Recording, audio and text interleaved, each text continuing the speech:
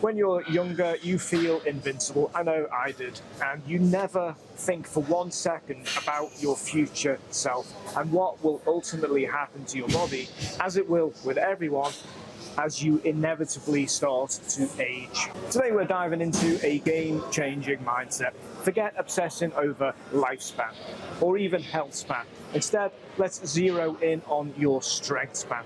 That golden period where you keep your muscle power, agility, and functional edge to live life on your terms. We'll break it down into 3 parts.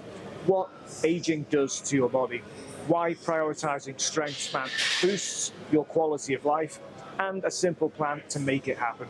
So let's get after it. First, a quick reality check on aging. Starting in your 30s but accelerating by our late 40s and 50s, we face sarcopenia. This is the gradual loss of muscle mass and strength, and this happens around about 1 to 2% per year. Those percentage points definitely add up. This isn't just about looking less buff, it's driven by hormonal shifts.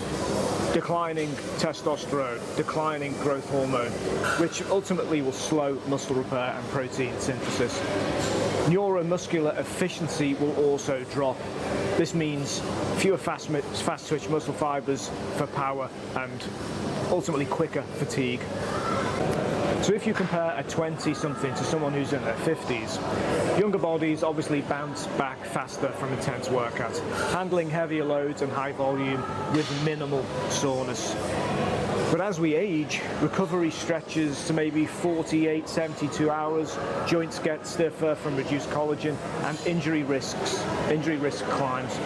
Power and agility fade quicker than pure strength, so this makes everyday movements like quick turns or explosive lifts tougher. The result is diminished functional ability without intervention, and unfortunately, and I see this all the time, there are plenty of people out there who are lifting, which is great, and it will definitely serve you well in the future. But just like the song from Cinderella, some people just aren't testing themselves by training athletically. And when the time comes that you need to sprint, turn, or jump, then you might find yourself seriously lacking that ability, and you might well be about to enter a world of pain. So why shift focus to the strength span?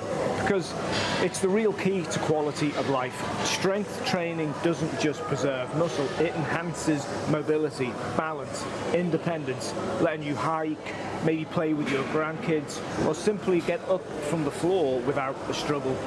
Studies show older adults who strength train have up to a 46% lower mortality risk and better mental health, reducing depression and boosting cognitive function.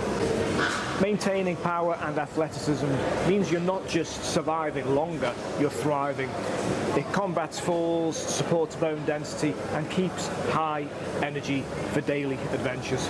Lifespan is just years, health span adds vitality, but strength span, that's the actionable edge for warrior level living, and it ensures your later years are active and fulfilling, not frail. Alright, time for action. To build your strength span plan, you need to start by making adjustments for sustainable gains without burnout. First, resistance training. 2 to 3 sessions weekly, possibly 4. This is dependent on your ability to recover. This is where diet and sleep will come in, obviously, because if you don't recover, then you need to reduce your sessions. Now, you don't need to focus on traditional training splits, the old chest day, the old back day, the old Thursday's leg day. Instead, focus more on movement patterns and think about pushes and pulls. I think this is a more realistic approach and helps with your planning and your training program, because it moves around kind of real world activity. Everyone pushes, everyone pulls.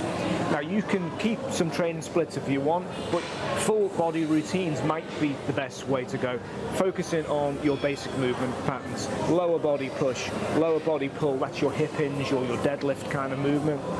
Upper body push and upper body pulls. Now, 60 to 80% effort, 8 to 15 reps are going to be great. You don't need to be delving into low reps anymore, because because they will come with a heavier recovery burden.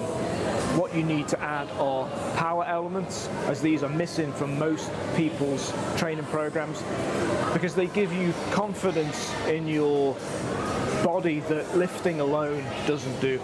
You might need to make modifications to some of those power and speed exercises because your body might not have the ability to do them the way you used to do them. Things like modified box jumps, kettlebell swings, incline runs, for example. Sprints might be questionable because if you can't currently run fast, you might, and you try, the wheels might come off and might leave you basically just injured. So it's something you could potentially develop or modify. The ability to run, though, is an important thing. Even if it's at a slow pace, running is still something you should look to incorporate. Now, if you can't run, you could add some basic ladder drills to keep your lower body tuned up and your mind-foot connection still there. Nutrition-wise, it's the same kind of rules. You've got to hit around about 1 gram per pound of body weight, protein, solid. So simple things like eggs, and you can also start to support extra muscle growth and ability with. So you might need to make some modifications to some of the power and speed exercises, like modified box jumps or kettlebell swings, incline runs, for example. Sprints are questionable because if you can't currently run fast, trying to might basically make the wheels come off and just leave you injured because it's a real ability and a lot of things need to go right for you to be able to sprint. So it's something you could look to develop. Regardless, the ability to actually run is super important and should be encouraged, even if it's at lower speeds.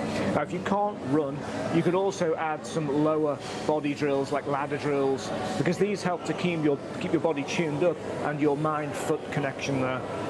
Nutrition-wise, it's the same old rules, around about 1 gram per pound of body weight from good, solid nutrition sources. But you might want to consider taking things like creatine for extra muscle support.